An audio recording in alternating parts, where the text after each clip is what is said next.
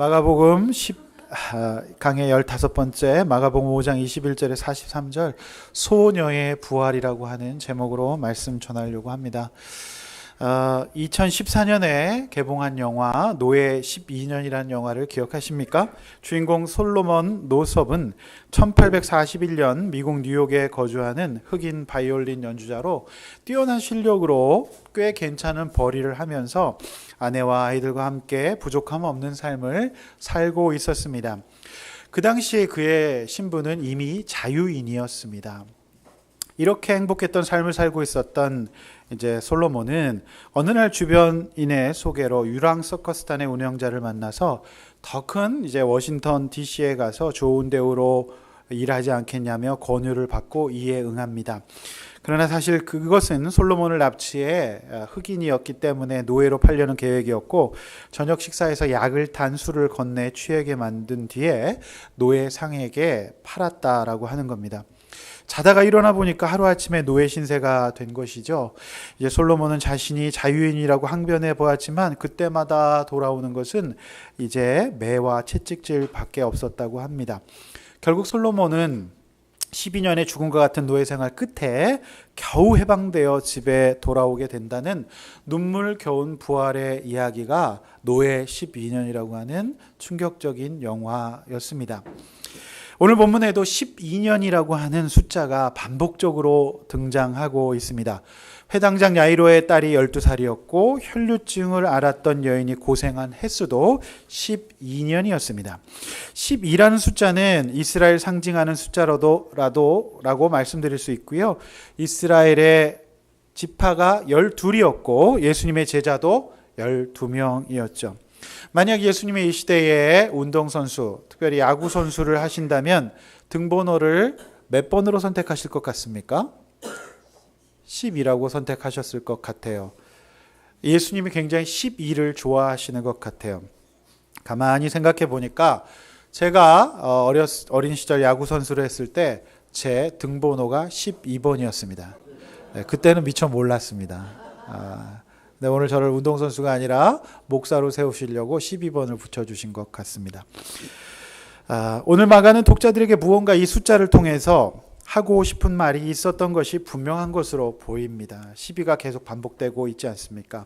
마가복음 1장 23절에서 가버나움 회당에 이제 더러운 귀신을 고치신 예수님의 사역은 동족 유대인의 질병과 영적 무지를 고치시는 사역으로 확장이 되고 있는데, 오늘 많은 무리들 가운데 12명의 제자를 세우시고 본격적으로 하나님 나라를 가르치시는 중에 있으셨습니다.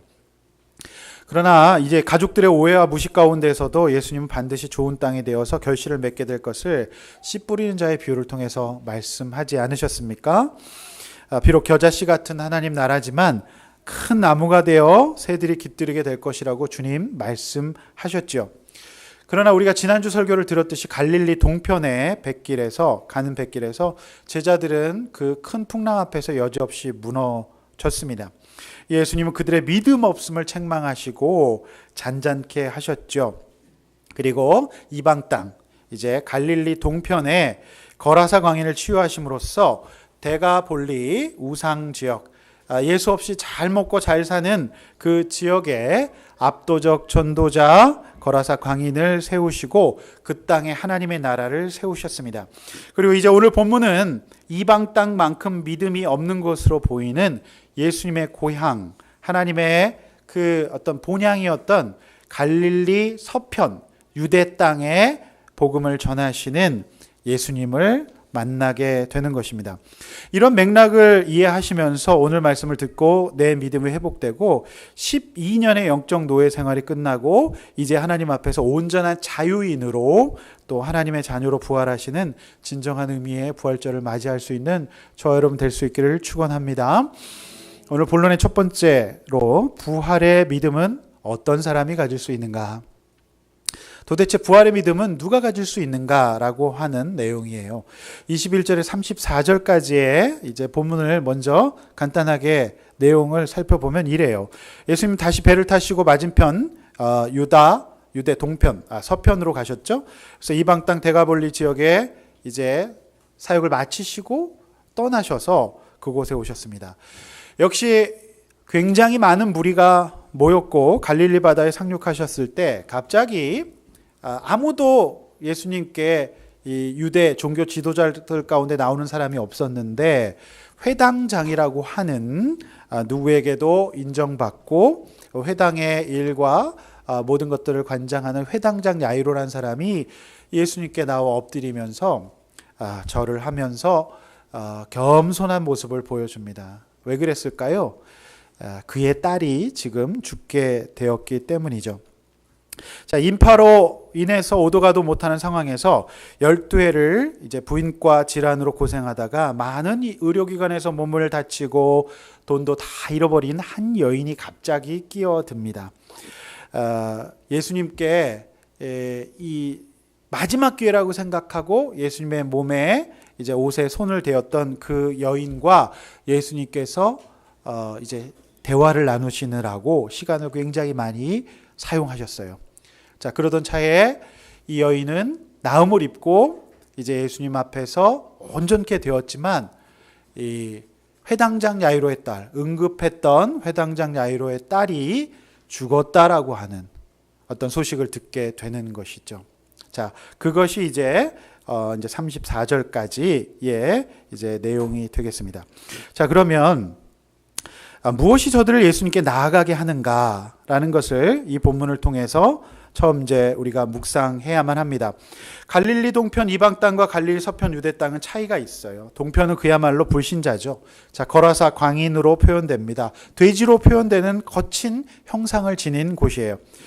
그래서 어쩌면 저들은 더 빨리 변화될 수도 있었습니다. 그러나 문제는 하나님의 백성이라고 하는 유대 땅, 교회의 테두리 내에 있고 하나님을 안다고 하고 주의를 지키고 11조를 드리고 회당장이라고 하는 직분을 가지고 있었던 저들 유대인의 교만과 믿음 없음이 오늘 여실히 드러나고 있습니다. 마가는 지금 갈릴리 바다 동서편의 사람들의 양상은 다르지만 믿음 없기는 마찬가지의 시선으로 바라보고 있습니다. 지난주에 이제 다음 주에 들으실 마가복음 6장은 예수님의 가족들, 예수님의 고향에서 예수님이 대접을 못 받으시는 본문이 나오게 되는 것을 보아서 마가는 그렇게 보고 있어요. 동편의 이방인들보다 오히려 서편에 우리 모태신앙, 교회 다녔던 직분자들, 믿음 있는 사람들, 이 사람들이 더 문제다라고 보고 있는 것 같습니다. 회당장 야이로는 당시 존경받고 있었던 직분을 가지고 있던 사람이라 부러울 게 하나도 없는 지도자였어요.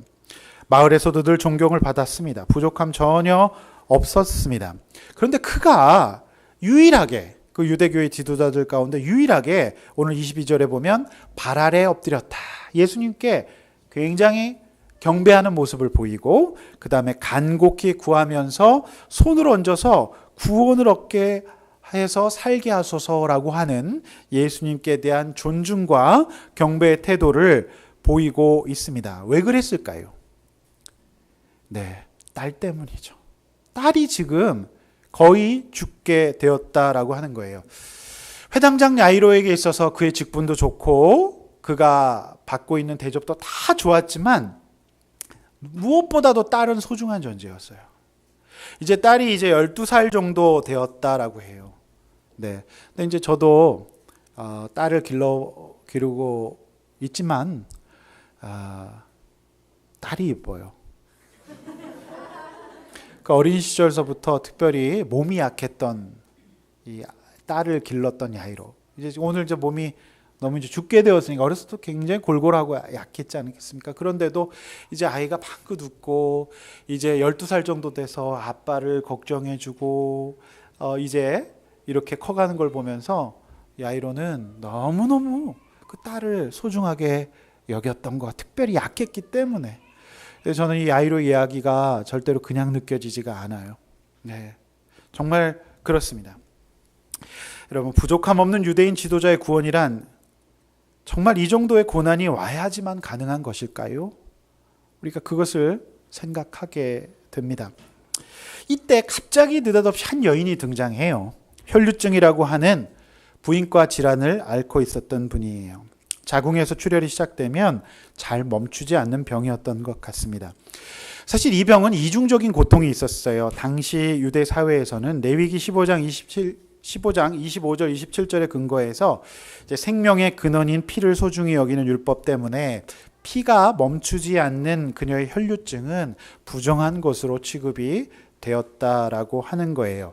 그래서 이 여인은 회당 예배를 드릴 수 없었고 그녀뿐만 아니라 접촉한 모든 사람들도 부정하게 되었기 때문에 영적인 것뿐만 아니라 사회적인 것에 있어서도 이렇게 분리될 수밖에 없었던 그런 이제 사람이었다라고 하는 겁니다. 주변에 사람이 없고 손가락질하며 가족들마저 외면할 수밖에 없었던 이 여인의 기가 막힌 사정을 공감해 주는 이가 아무도 없었다는 거죠. 그러니까 몸도 아프고 사람 마음도 아픈 이 두 가지 모든 이중고를 가지고 있었습니다. 자, 26절 말씀 함께 한번 앞에 보시면서 읽어보겠습니다. 시작.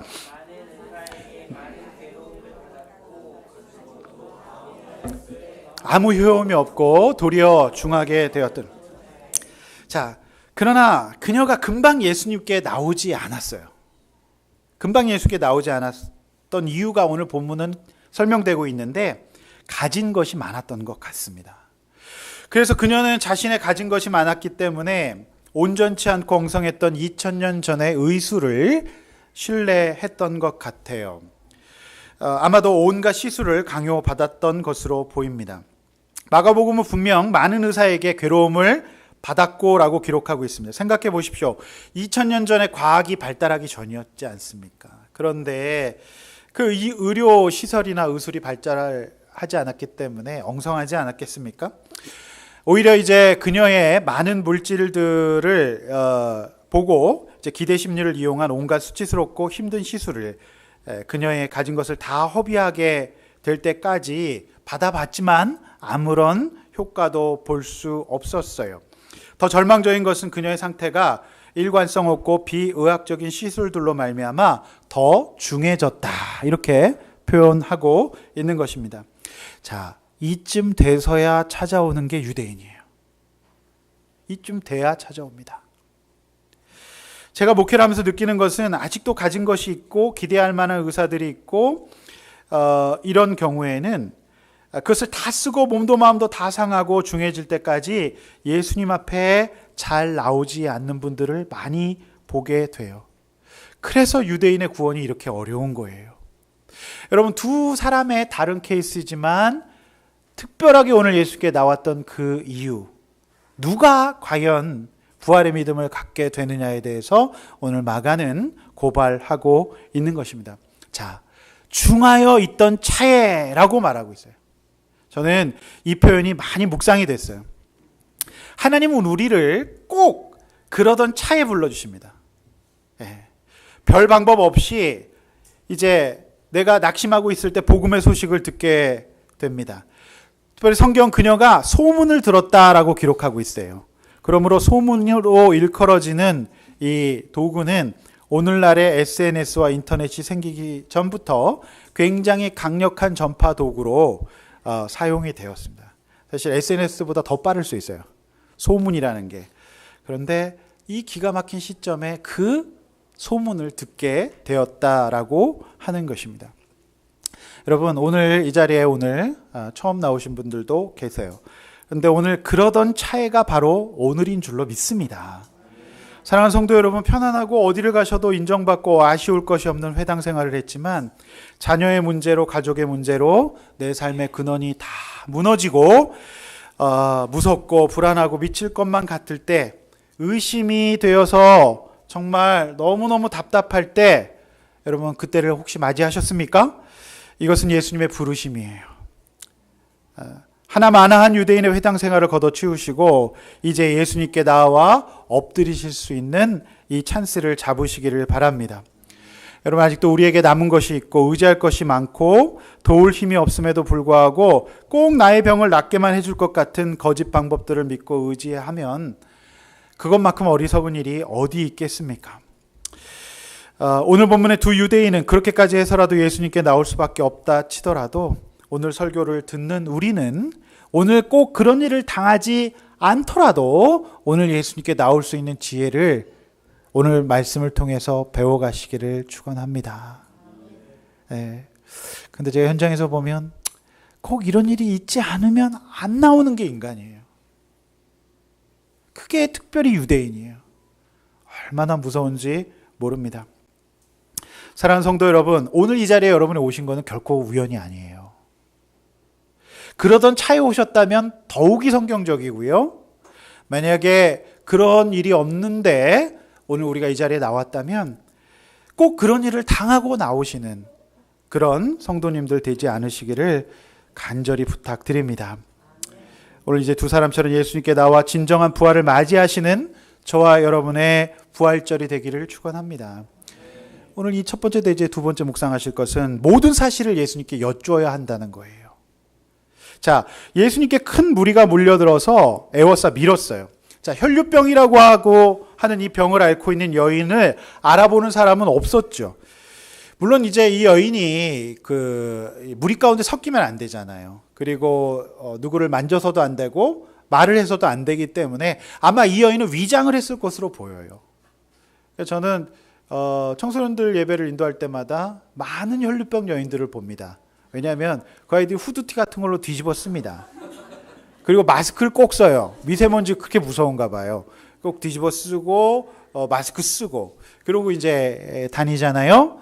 근데 이 여인은 이제 사람들 저 혈류병이다 이러면 안 되니까 이제 위장하고 무리들 가운데 섞이기 시작합니다. 이 여인이 이런 소문을 들었어요. 정말 내가 지금 아무것도 안 되는데 예수님이 굉장히 용하다더라.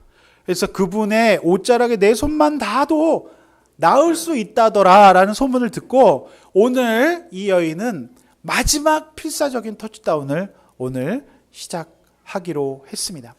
그러나 사람이 너무너무 많았어요. 정말 이 장정들 너무너무 사람들이 에워싸서 왜 에워쌌을까? 이 여인과 같은 마음이 아니에요. 한번 구경하기 위해서 모인 거예요.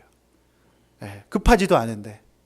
그래서 이 모여 있었는데 너무 힘들지 않았겠어요? 아마도 제가 볼 때는 이 여인은 그 시점에도 에너지를 쓰고 몸을 막 쓰면서 하혈이 시작되지 않았을까 싶은 생각이 듭니다. 사람들 밀쳐도 막 밀쳤는데 또 넘어지고 이 여인은 아마도 넘어지는 환경 속에서도 필사적으로 기었을 거라 생각해요. 근데 또 밟히고 그래도 포기하지 않고 이 먼지바닥에서 필사적으로 사람의 가랭이 사이를 지나서라도 어떻게든지 예수님을 만져보려고 했습니다. 참 외로운 것은 이 여인이 저 좀 데려다 주세요라고 얘기할 수도 없는 그런 상황이었어요. 그 얘기하면 율법에 의해서 이제 죽을 수도 있기 때문이에요. 철저히 혼자 외로운 싸움을 싸우고 계시는 이 여인을 볼 수가 있습니다.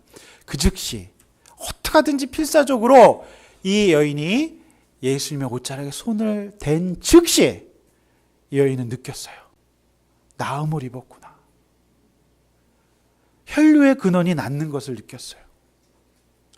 몸으로 딱 느낄 수 있었어요. 그때 바로 예수님께서 물으십니다. 누가 내 옷에 손을 대었느냐? 여기에 예수님의 신비가 있다고 저는 믿습니다. 세상에 많은 사람들이 있더라도요, 예수님은 오늘 여러분이 철박한 마음으로 오늘 터치다운 하려 그랬던 이 어떤 인의 장막을 뚫고 나왔던 이 여인의 믿음을 예수님께서 모르실 리가 없어요. 오늘 이 자리에도 여러분이 그 믿음만 갖고 계신다면 하나님은 분명히 그 믿음을 보고 계시는 줄로 믿습니다. 믿습니다. 근데 예배 오기가 진짜로 이 여인이 예수님 만지기만큼 어려운 것이 사실이에요. 아이들 일찍 깨워서 오는 것도 힘들고요. 어떻게든지 오는 것이 굉장히 어렵습니다. 그래도 오늘 이렇게 오셔서 너무 감사하고 기쁜 마음이 저에게 있습니다. 예수님은 32절 말씀처럼 이미 그녀를 알고 계셨어요. 이게 이제 신비예요. 이게 놀랍습니다. 육신의 치유뿐만 아니라 눌려 있었던 그녀의 영혼의 치유가 예수님의 최종적인 목표였다라고 하는 거예요. 예수님께서 누가 내 옷에 손을 대었냐? 왜 물으실까요? 왜 물으실까요? 여러분, 이것은 이 여인이 만약에 몸만 낫고 그냥 갔었다고 한다면 이게 자신에게 있었던 혈류병이라고 하는 어떤 낙인 효과와 열등감, 상처가 계속 자리 잡고 있었을 텐데, 예수님이 사람들 앞에서 이 여인이 이제 혈류병이 나았고 더 이상 이 사람을 무시하지도 말고 차별하지도 말라라고 하는 공개적인 기회를 주시고, 그리고 이 여인이 입으로 자신의 사정을 예수님과 사람들 앞에 처음으로 서술하게 되는 것을 통해서 이 여인을 온전히 치유해 주고 싶으셨던 예수님의 깊은 치유의 뜻이 있었던 것입니다. 오늘 우리 장세창 성도님께서 사실 목장에서 본인의 삶을 처음 오픈하셨어요. 한 번도 안 해보셨어요. 그런데 목장에서 너도 나도 다 이렇게 예수님께 여쭈니까 전염이 돼가지고 얼떨결에 본인의 이 고난을 쭉 오픈하셨어요. 그랬는데 저는 그것이 상담 심리에서도 누구에게도 한 번 얘기하지 않았던 자신의 혈류병을 한 번 얘기할 때 엄청난 치료 효과가 있어요. 돈 많이 주고 전문 상담 받아도 마지막 회개 끝에 한 번 엄마한테 하고 싶었던 얘기하고 회복되는 거예요. 근데 예수님은 오늘 그 작업을 시키시는 거잖아요. 자기 혈류병을 감추고 이야기하지 못했던 그것을 예수님은 말하게 하심으로, 사람들 앞에서 말하게 하심으로 이제 그 모든 마음의 혈류병마저 온전하게 떠나게 하셨던 것입니다. 그래서 예수님께서 물으신 거예요. 여러분 34절 말씀 한번 같이 앞에 보시면서 읽어보겠습니다. 시작.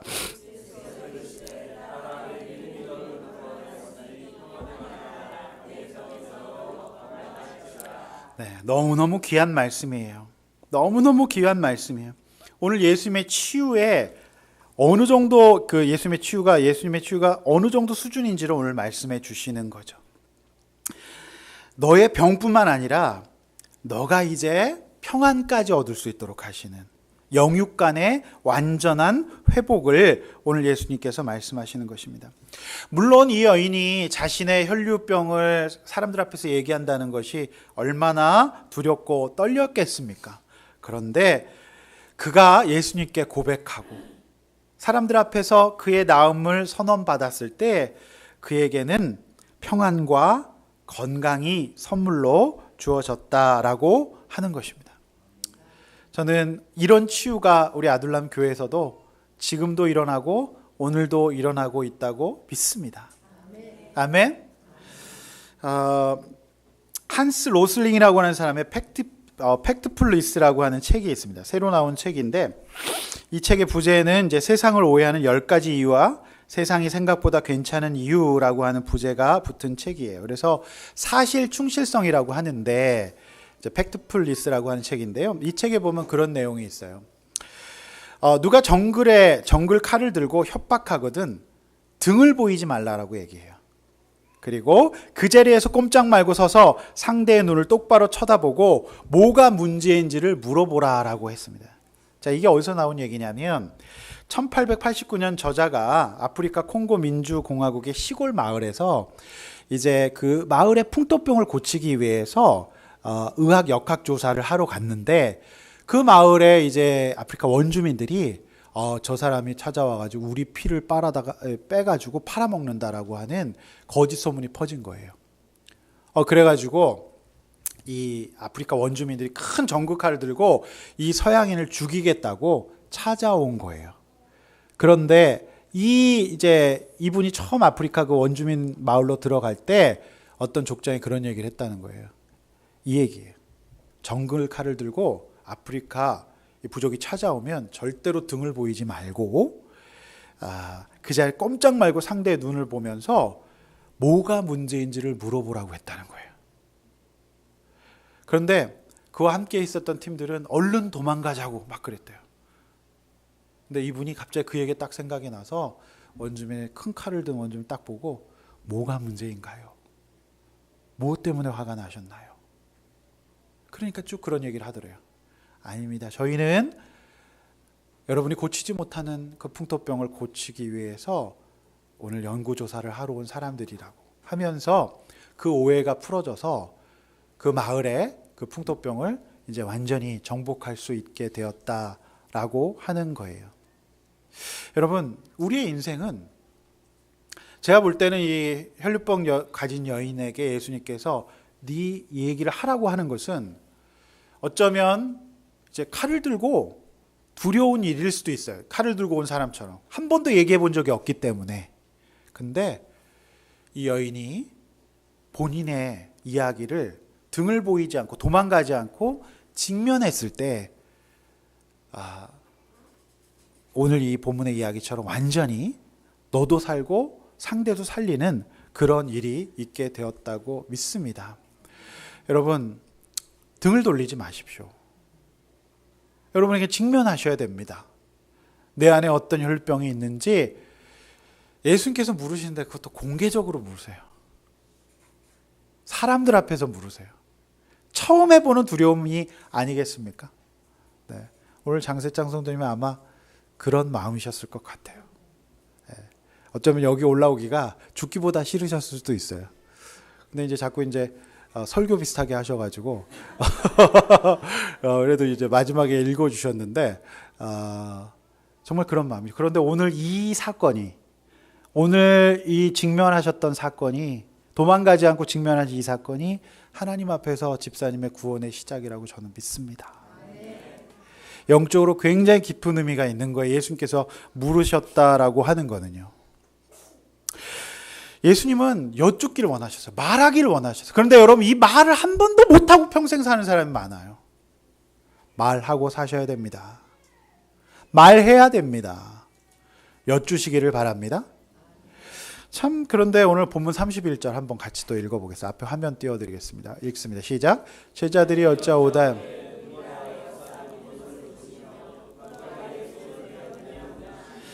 네. 여러분, 이 말씀 무슨 뜻이에요? 저는 참 예수님도 속상하셨겠다 싶은 생각이 드는 게, 제자들이 그 예수님의 기쁜 뜻을 이해하지는 못할 망정 굉장히 짜증을 내요. 예수님 제정신이세요? 이렇게 사람 많은데 누가 손을 대었냐고 물어보는 게 예수님. 약간 이렇게 되신 거 아니에요? 그래서 예수님께 막 도발을 해요. 여러분, 예수님 마음이 어떠셨겠어요? 예수님은 지금 이 여인을 정말 온전하게 치유하고 싶으셔서 이렇게 하셨는데, 저는 이 대목에서 완벽한 이것을 완벽하게 설명해 준 한 일본어 단어가 생각이 났습니다. 방해를 놓다, 견제하다라고 하는 뜻을 가진 말이에요. 그것은 겐세입니다. 이건 완벽한 겐세예요. 견제하고 방해 놓는 거예요. 여러분, 영적 겐세일을 하지 마시기를 바랍니다. 여러분, 우리가 신앙생활 하다 보면 그럴 때가 있어요. 왜 꼭 그래야만 되는지. 목자님이 자꾸 이렇게 막 오픈을 강요하시고 또 이렇게 처방하시고 막 이러시면 왜 그러시나, 이렇게 하실 때가 있거든요. 그거 제자들의 겐세입니다. 그래서 저는 여기 이것만큼 확실한 단어는 없는 것 같아요. 이거를 한마디로 겐세이 이렇게 딱 줄일 수가 있을 것 같아요. 정말 너무 제자들이 답답해요. 그래서 예수님이 정말 답답하셨겠다 싶은 생각이 저는 많이 들었습니다. 여러분, 이렇게 한번 나눠보십시오. 죽을 것 같은 사건 속에서도 사람과 물질을 의지하고 더 심해질 때까지 버티고 있지 않습니까? 자, 내가 예수님과 공동체 말하고 평안과 건강을 얻어야 할 모든 사실은 무엇입니까? 몸의 치유보다 더 중요한 거예요. 여러분, 이럴 때 우리가 온전히 치유될 줄로 믿습니다. 오늘 두 번째로, 부활의 믿음은 무슨 일을 일으키는가요? 무슨 일을 일으키는가? 35절, 34절 말씀이에요. 자, 분위기는 후끈 달아올랐어요. 예수님과 12의 혈류병 얻었던 이 여인의 치유 사건을 통해서 은혜가 넘쳤어요. 온전케 되었고 평안하게 평생 동안 어둠 가운데 살았던 이 여인의 치유 사건을 봤던 사람들은 굉장히 분위기가 좋고 훈훈해서요. 그런데 일순간 찬물을 끼얹습니다. 회당장 야이로의 집에서 종이 와서 게임 끝, 디 엔드 하면서 또 겐세이를 놓습니다. 더 이상 예수님을 괴롭게 하지 마십시오. 다 끝났어요. 당신 딸 죽었습니다. 이렇게 이야기하는 내용이 바로 이것입니다. 그러자 예수님께서는 바로 야이로에게 이렇게 얘기했어요. 두려워 말고 믿기만 하라. 그리고 세 제자들과 함께 야이로의 집에 가셔서 곡하는 사람들을 물리시고 그곳에서 달리다굽으로 그 12살 어린 소녀의 부활을 목도하게 하시는 내용입니다. 여러분, 이 내용에서 저는 두 가지를 묵상하고 싶은데, 첫 번째, 지체 현상을 믿음으로 극복해야 됩니다. 지체 현상을. 자, 믿음이 있다는 것은 내 생각대로 금방 이루어지지 않는 지체 현상을 극복하는 게 진짜 믿음입니다. 여기서 무언가 생각대로 되지 않고 늦어지는 것을 지체 현상이라고 하는데요. 특별히 하나님 나라는 지체를 굉장히 겪고 있는 것 같아요. 식물적이에요. 금방 자라지 않습니다. 그러나 예수님께서 이렇게 말씀하세요. 겨자씨 같아 보이지만 큰 나무가 되어서 새들이 그 너의 나무에 깃들게 될 것이다 라고 얘기하셨죠. 그래서 열처녀 비유에서도 주인이 지체되죠. 자, 지체되는 것을 바라보는 믿음이 우리 가운데 꼭 필요하다라고 말씀하고 있는 것입니다. 우리가 인생 살다 보면, 우리가 신앙생활하다 보면 특별히 하나님의 때와 나의 때가 맞지 않으면서 지체가 발생할 때 너무너무 시험 들 수 있어요. 여러분, 35절 다 함께 한번 또 읽어보겠습니다. 시작. 아직 예수께서 말씀하실 때 회당장의 집에서 사람들이 와서 회당장에게 이르되 당신의 딸이 죽었나이다. 여러분, 이 얘기를 만약에 여러분 회당장의 입장에서 들으면 어떠실 것 같으세요? 사실 이 혈류병 여인은 믿음 고백이 없었어요. 양육도 안 받은 거죠. 그냥 생으로 그냥 뚫고 들어가서 만졌을 뿐이에요. 그런데 이 여인하고 시간 보내시다가 정말 정중하게 신앙 고백하고 제대로 이렇게 봉사하고 헌신했던 이 야이로의 딸을 죽게 만들어 버리는 상황이 되지 않았습니까? 자, 이쯤 되면 여러분 어떠시겠어요? 시험 듭니까? 안 듭니까? 바로 시험 들죠? 이미 야이로의 집에서 일하는 종은 벌써 시험이 든 것 같아요. 그래서 이 어떤 정말로 시험 들 수 있는 이 상황 가운데서 예수님께서 그것을 아시고 뭐를 요구하시죠? 네, 두려워 말고 믿기만 하라고 하면서 믿음을 요구하시는 거예요. 그래서 믿음을 요구하시는 하나님 앞에 믿음이 없는 유대인이 오늘 이 본문의 또 하나의 주제이기도 합니다. 여러분, 이 회당장이었잖아요. 회당장, 제가 왜 이랬을까 잘 생각해 봤는데요. 저는 이제 묵상하면서 답을 얻게 되어서 왜 예수님께서 혈류병 여인에게 시간을 많이 보내시면서 이 응급 환자였던 야이로의 딸을 죽이도록 방치하셨을까? 제가 가만히 생각해 봤는데 예수님 보실 때에는 회당장 야이로가 보다 이 혈류병 여인이 더 급했다고 보신 것 같아요.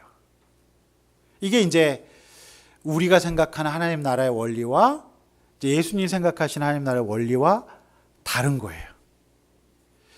무슨 얘기냐 하면은, 자, 오늘 혈류병 여인은 지금 이제 회당에 출입을 못해서 마지막 기회잖아. 이때 예수님을 못 만나고 예수님 양육 못 받으면은 안 되는 거예요. 그런데 반면 회당장은 어땠어요? 회당에서 마음껏 예배 드렸고 말씀도 많이 들었고 양육도 받지 않았겠어요? 그러니 바다를 잠잠케 하시는, 그러니까 천하 만물을 주관하시는, 생사화복을 주관하시는 예수님이 함께 있으면 사실 지금의 상태는 예수님은 아무 문제가 안 되었던 것 같아요. 그래서 마치 죽었다 그래도 살릴 수 있는 확신이 예수님 계셨고, 오늘 예수님 보실 때 진짜 불쌍하고 더 급한 사람은 저주 가운데, 공동체 가운데 이제 떨어져 있었던 이 12해를 혈류병 앓았던 이 여인의 간절함과 절박함이 더 급하셨던 것으로 예수님 보신 것 같아요. 제가 봐도 그게 맞지 않는가 싶은 생각이 듭니다. 여러분, 그러나 우리가 회당장 야이로는 이 지체 현상 가운데 굉장히 시험 들 수 있고 넘어질 수도 있었겠죠. 그런데 여러분, 열처녀 비유에서 수요예배 때 제가 설교한 거 기억하시죠? 신랑이 더디올 때 믿음의 기름을 준비해야 된다고 말씀드리지 않았습니까? 우리가 믿음이 필요해요. 우리가 보았을 때 굉장히 더디고 이게 금방 좋아지지 않고 내가 봤을 때는 우리 아이가 더 급한데, 이게 예수님께서 조금 덜 급해 보이는 문제에 시간 오래 쏟고 계실 때 믿음이 필요합니다. 예수님께서 우리의 셈법과는 다른 셈법으로, 하나님 나라 은혜의 셈법으로 지금 스케줄을 조정하고 계시기 때문에 그런 것입니다. 아멘. 여러분, 사랑하는 성도 여러분, 우리의 타이밍과 하나님의 타이밍은 다를 수 있습니다. 그러나 믿으십시오. 하나님의 때를 선하고 오르시다라고 믿으셔야 합니다. 회당장의 집에서 온 사람들의 말처럼 이제 죽었으니 다 끝난 것입니까? 더 이상 예수님을 따를 필요가 없습니까? 여러분, 만약 그랬다면 생각하기도 힘든 결과가 옵니다. 그야말로 진짜 죽는 거예요. 그러나 섭섭마귀, 상처마귀가 찾아올 때 예수님의 이름으로 물리치고 화가 나거나 두렵거나 할 때 그저 믿기만 하십시오. 여러분, 하나님이 지체하고 계시죠? 빨리 안 오시죠? 또 목사가 빨리 안 오죠? 여러분, 이럴 때 믿으셔야 합니다. 하나님의 셈법이 다 있는 줄로 믿습니다. 두 번째, 이제 슬픔이 클수록 믿음도 커진다는 얘기예요. 예수님이 훗날 천국의 실제를 증언해 줄 제자들 셋만 구별해서 데리고 이제 회당장 야이로의 집에 갔을 때 이미 장례가 시작되었어요. 어쩌면 허술한 방부 처리로 시신이 부패가 시작되었는지도 모르겠어요. 보통 유대에는 아무리 못 사는 사람도 세 사람 정도의 곡하는 사람을 고용한다 그래요. 그래서 피리를 불고 두 사람은 곡을 해요. 아이고 아이고 아이고 아이고 아이고 아이고 하면서 막 곡을 해요. 그러니까 이 회당장 야이로의 경우에 곡하는 사람들은 많았겠죠. 유력한 사람이었기 때문에 거의 압도적인 곡소리가 들렸을 것입니다. 그런데 예수님께서 그들을 다 내어보내세요. 38, 40절 다 같이 한번 읽겠습니다. 시작.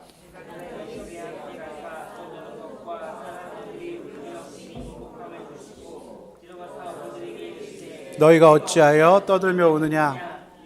죽은 것이 아니라 잔다 하시니 이들이 비웃더라. 예수께서 그들을 다 내어보내신 후에 아이의 부모와 또 자기와 함께한 자들을, 네, 여러분, 예수님께서 이 곡하는 프로 장례꾼들을 내어 쫓으셨어요. 하늘을 찔렀을 거예요. 근데 내어 쫓으시면서 아이가 지금 죽은 게 아니라 잔다라고 얘기하시니까 그들의 반응은 어땠어요? 비웃음이었어요. 여기서 또 한 번 겐세이 들어갑니다. 비웃어요.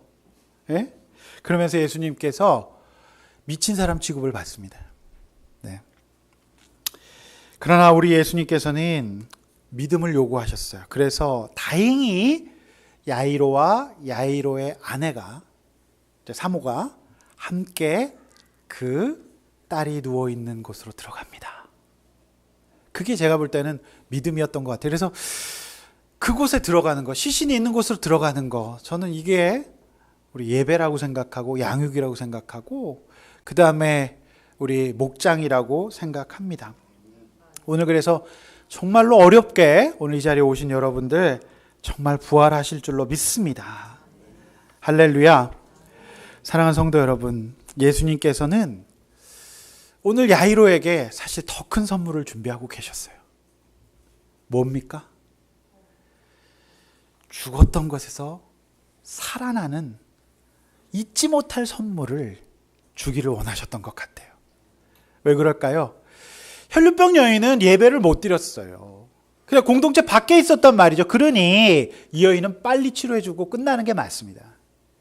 그런데 야이로의 경우에는 회당장이었기 때문에 죽었다가 살아나는 이 압도적인 경험을 그에게 알려주셔서 이제 오고 가는 모든 유대인들에게 증거되는 삶을 살기를 원하셨던 것 같습니다. 할렐루야. 이것이 하나님의 셈법이에요. 이것이 하나님의 계획인 것 같습니다. 여러분, 슬픔이 큽니까? 아픔이 큽니까? 지체 때문에 뭔가 지금 굉장히 아프고 힘듭니까? 여러분 그렇다면 부활의 기쁨은 더욱더 클 줄로 믿습니다. 아멘? 여러분 그걸 믿으셔야 돼요. 그거를 주님께서 믿음으로 요구하신다라고 하는 겁니다. 저는 어제 예수님의 고난과 죽음이 없는 부활은 진정한 의미의 부활이 아니라고 어떤 성도님에게 문자를 보냈습니다. 그리고 저는 이렇게 마음을 담아 문자를 보내고 기도했어요. 예수님, 오늘도 영적인 깜깜이 시절을 예수님 보내셨네요. 그러나 세상이 힘대로 굳게 지켜 무덤을 막을지라도 반드시 부활의 날은 오겠지요. 지금의 때를 믿음으로 우리 집사님이 잘 버틸 수 있도록 힘주십시오. 그리고 우리 집사님에게도 하나님께서 허락하실 부활의 그날을 기다립니다. 우리 집사님 붙잡아 주세요. 제가 그렇게 기도했습니다. 사랑하는 성도 여러분, 죽음과 같은 고난을 주실 때도 있어요. 그러나 여러분의 고난이 크면 클수록 부활의 기쁨은 클 줄로 믿습니다. 가족들이 함께 먹고 마시는 그 부활의 날이 올 줄로 믿습니다. 어떤 슬픔 가운데 계십니까? 그 슬픔이 클수록 예수님께서 더 큰 기쁨과 압도적인 환희의 순간을 저와 여러분들에게 허락하실 줄로 믿습니다. 오늘은 부활절입니다. 바로 죽음에서 부활하신 예수님을 기리는 날이죠. 그분을 믿고 따르는 모든 성도들의 삶 가운데 부활이 있다는 것을 믿는 오늘 부활절이 될 수 있기를 축원합니다. 오늘 이렇게 한번 나눠보십시오. 나에게 지체현상을 해석하는 믿음이 있나요? 또 어떤 지체현상이 있나요? 자, 하나님께서 나에게 주신 살아난 부활의 경험이 있습니까? 여러분, 그거를 나눠보시길 바랍니다. 이제 결론입니다. 주한 미국 그 종군 기자였던 그 마이클 브린이라고 하는 사람이 쓴 한국인이라는 책에는 이 60년 전에 한국에 온 종군 기자 제임스 카메론의 이야기가 소개되고 있습니다. 그 책에는 이런 내용, 60년 전 우리 한국의 모습이 이렇게 묘사되고 있어요. 한국 전쟁 중 어느 날 아침에 솟아오른 해가 들판을 덮일 때 훗날 작가로 이름을 날리게 되는 영국의 종군 특파원 이제 제임스 카메론은 황폐한 극동의 작은 한 나라의 첫인상을 이렇게 남겼습니다. 분뇨 악취가 너무 지독해서 거의 눈에 보일 정도로 땅에서 분뇨의 냄새가 올라오고 대기를 채우는 고 있었고 모든 감각의 배경으로 그것이 자신의 뇌리에 남아있는데 분뇨의 냄새가 이 영국인 종군 기자에게는 한국의 이미지로 딱 남아있다라고 하는 거예요. 제임스 카메론이라고 하는 종군 기자는 가난한 나라가 처음은 아니었지만 이같이 처참한 것을 보지 못했다라고 기록하고 있었습니다. 그는 또 이렇게 얘기해요.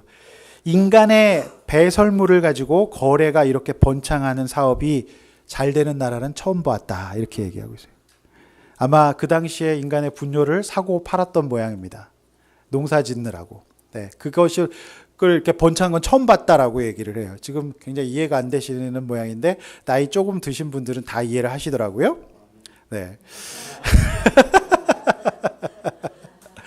60년 전에 한국 다 처참하게 무너서 아무것도 없어서 분뇨 사고 파는 그때 농사 지으려고 이 걸음이 없으니까요. 그거를 이 종군 기자가 보고서 너무 충격적이었다는 거예요. 자, 그런데 이 이제 책에 이렇게 나와 있어요. 60년 전에 종군 기자가 보았던 대한민국은 이제 전 세계에서 얼리 아답터가 가장 많은 나라가 되어 5G 시대를 선도하고 세계 최고의 스마트폰 보급률 97.7%. 이게 좋은 건지는 모르겠어요. 네, 근데 이제 이걸 자랑하고 세계 10위권의 경제 대국이 되었습니다. 그래서 외국 이 언론인들, 옛날에 한국을 아는 사람들은 한국이 부활했다라고 얘기해요. 부활은 그거예요. 그만큼 한국이 찢어지게 가난했고 너무너무 어려웠었기 때문에 지금 한국은 가히 예수의 부활이라고 그들은 다 보고 있는데 지금 우리는 못 느끼고 있을 뿐이죠. 우리는 부활했어요. 여러분 이런 예배당이 어디 있습니까? 여러분 전후에 무너진 한국 땅에 한국의 성도들은 천막 성전을 듣고 예배를 드렸어요. 어디 가서 울 데도 없었고 빌 데도 없어서 그저 예배당에서 울고 또 울었어요. 그리고 수련회가 어디 있습니까? 휴가가 어디 있습니까? 우리 아이들은 그냥 수련회가 휴가였어요. 그리고 그들은 밤이고 낮이고 하나님 앞에 기도로 매달리면서 열심히 일을 해나갔습니다. 여러분, 그랬기 때문에 한국이 부활했는 줄로 믿습니다. 여러분, 외신 기자들은 한국을 정말 기적으로 보는 것 같아요. 어떻게 우리나라가 이렇게 되었는가? 근데 저는 그것이 우리 성도들의 기도의 땀과 눈물이라고 믿습니다. 저는 만약에 우리가 60년 전에 이 예배를 드린다면 어땠을까요? 여러분의 직업은 뭡니까 물으면 분뇨 거래 또는 없습니다. 또는 우리 청소년들에게 너의 직업은 뭐니 그러면 저는 국어를 해요. 여러분, 그날의 부활절 예배가 감격이 있을까요? 오늘처럼 아무 고난 없는 우리의 부활절 예배가 감격이 있을까요? 저는 진짜 위기는 바로 지금인 것 같습니다. 지금이에요. 부활이 소망이 되지, 그러니까 부활할 이유가 없는 거예요. 여러분, 그러나 오늘 우리가 꼭 그렇게 되지 않더라도 부활할 수 있는 저와 여러분 되시길 축원합니다. 근데 그래도 우리 성도들 같은 경우에는 부활하셔도 될 만한 환경들이 있으세요. 그냥 부활하십시오. 아둘람이기 때문에 어쩔 수가 없어요. 부활하십시오. 근데 이제 우리 아둘람의 자녀들은 부활의 의미를 모르는 것 같아요. 너무 편하거든요. 그래서 지금 우리가 진짜 정신 차려야 될 줄로 믿습니다. 그래서 꼭 이 유대 교인처럼 예수님께 나오지 않는 저와 여러분 되셨으면 좋겠습니다. 오늘 부활절 축하합니다. 해피 이스터. 우리 다 함께 찬양하시고 기도하겠습니다. 옛날 찬양 한번 부르겠습니다. 달리다고.